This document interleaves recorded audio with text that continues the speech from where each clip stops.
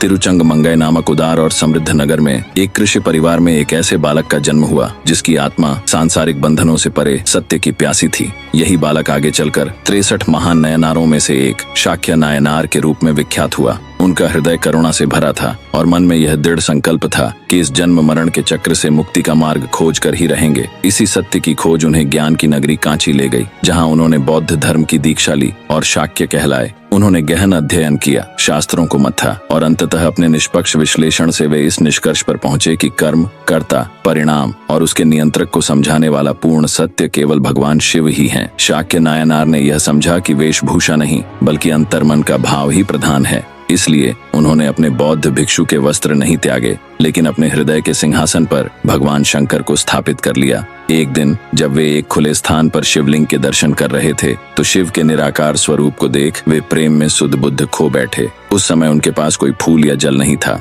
प्रेम के अतिरेक और आनंद के आंसुओं के बीच उन्हें जो सामने दिखा, एक कंकड़, वही उन्होंने असीम भक्ति के साथ शिवलिंग पर अर्पित कर दिया। आश्चर्यजनक रूप से उन्हें अनुभव हुआ कि भगवान ने उस पत्थर को एक कोमल पुष्प की भांति स्वीकार कर लिया है। बस फिर क्या था, यह उनकी नित्य साधना बन गई। वे रोज एक पत्थर प्रेम पूर्वक शिवलिंग पर अर्पित करते और भगवान उसे स्वीकार करते। दुनिया के लिए वह पत्थर था, पर शिव के लिए वह प्रेम का सार था। एक दिन वे भोजन करने बैठे ही थे कि अचानक उन्हें स्मरण हो आया, अरे आज तो मैंने अपने प्रभु को वह पत्थर अर्पित ही नहीं किया। वे भोजन छोड़कर तत्काल मंदिर की ओर दौड़े। वहां पहुंचकर जैसे ही उन्होंने वह पत्थर शिवलिंग पर चढ़ाया, उनकी निष्ठा और व्याकुलता देखकर स्वयं महादेव और देवी पार्वती वृषभ पर आरूढ़ होकर क्षितिज पर प्रकट हो गए। जिस पत्थर को दुनिया तुच्छ समझती थी, उसी भक्ति ने उन्हें शिवलोक में स्थान दिला दिया। शाक्य नायनार का जीवन यह अमर संदेश दे गया कि ईश्वर विधि विधान के नहीं बल्कि सच्चे प्रेम के भूखे हैं।